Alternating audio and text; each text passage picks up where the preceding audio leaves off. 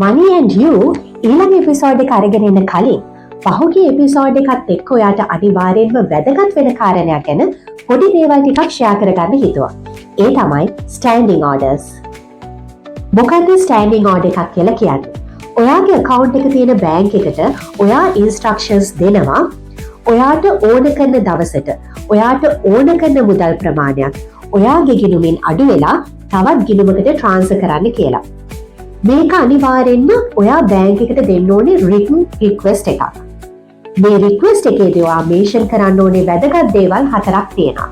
ඒ තමයි ඔයාට payment එක කරන්න ඕනේ date එක, කරන්න ඕනේ payment amount එක, ඒ වගේම ඔයාගේ base කරගන්න account එක සහ සල්ලි යන්න ඕනේ මොන ගිණුමටද කියන එක. Money and You episode number 7 එක එකතු වෙලා හිටියානම් මේ වෙනකොට ඔයා දන්නවා ඔයාගේ savings habit එක පටන් ගන්න. ඔයාට තියෙන හොඳම ක්‍රමය තමයි standing order එකක් දෙන එක කියලා. ඒ ඇරෙන්න තව මොන වගේ අවස්ථාවලදීද ඔයාට standing order එක වැදගත් වෙන්නේ? ඔයාට ඕනේ හැම මාසෙම ඔයාගේ ගෙදර rent එක pay කරන්න. utility bills pay කරන්න. insurance premium එක ගෙවන්න.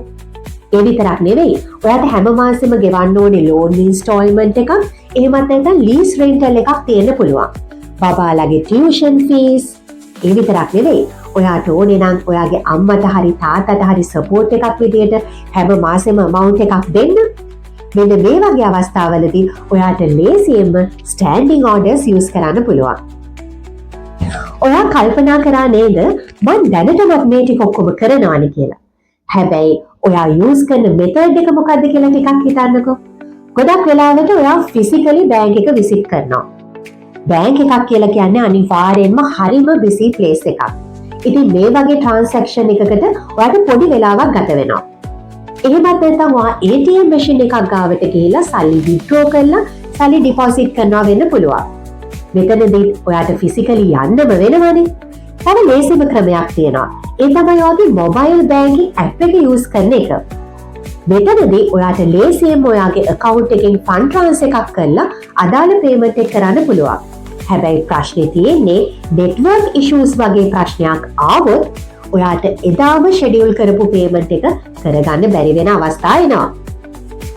මේ වගේ ප්‍රශ්න වලින් මිදලා ඔයාට ලේසියෙන්ම ඔයාගේ monthly payments ටික කරගන්න පුළුවන් විදියක් තමයි standing orders කියලා කියන්නේ.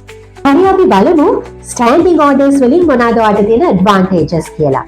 පළවෙනිම සහ වැදගත්ම දේ තමයි ඔයාගේ time එක ඉතුරු වෙනවා. බැංක් එක ඔයා වෙනුවෙන් අදාළ action එක ගන්න නිසා ඔයාට worry වෙන්න කිසිම දෙයක් නැහැ. ඒ වගේම manual transactions වලදී ඔයාට වෙන්න පුළුවන් වැරදීන් වැඩි. මෙතනදී එහෙම ගැටලුවක් ඇති වෙන්නේ නැහැ. විශේෂයෙන්ම ඔයාගේ loan installments, එතකොට lease rentals, මේ විදිහේ standing orders වලින් pay කරද්දී ඒවා හරියටම නියම වෙලාවට payments යන නිසා ඔයාට late fee charge වෙන්නේ නැහැ. ඒ වගේම ඔයාගේ credit score එකත් ඉහළ යනවා. මෙතනදී ඔයාගේ cash flow එක හරින විදිහට balance කරගෙන ඔයාට long term consistency එකත් maintain කරගන්න පුළුවන් වෙනවා. ෆයිනෑන්ෂල් ඉන්ඩස්ට්‍රි එකේ හිටපු කෙනෙක් විදිහට ඔන්න මම දැන් දන්නවා ස්ටෑන්ඩින් ඕඩර්ස් ගැන ඔයාගේ ඔළුවේ වැඩ කරන ප්‍රශ්න කීපයක් තියෙනවා. අපි බලමු ඒවට උත්තර.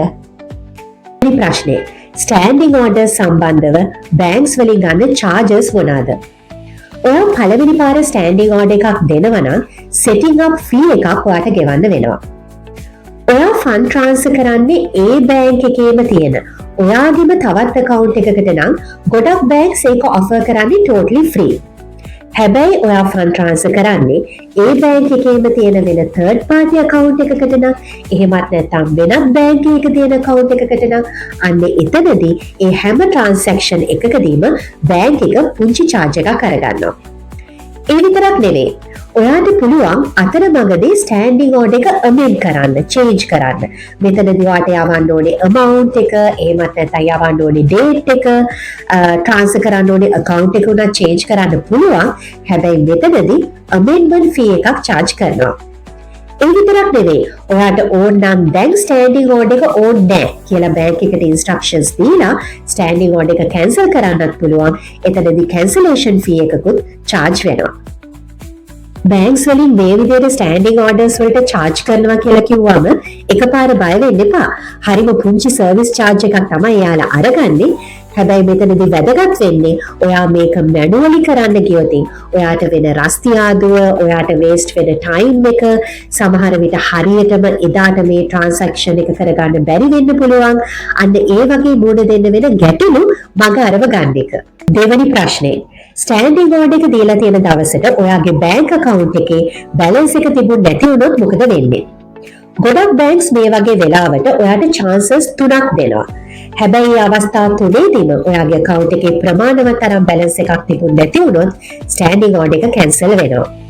ඒ නිසා ස්ටෑන්ඩින් ඕඩර් එක දෙද්දී ඔයා හොඳටම සැලකිලිමත් වෙන්න ඕනේ මේ ස්ටෑන්ඩින් ඕඩර් එක දෙන දවසට මගේ account එකේ ප්‍රමාණවත් තරම් බැලන්ස් එක තියෙනවද නැද්ද කියන එක ගැන.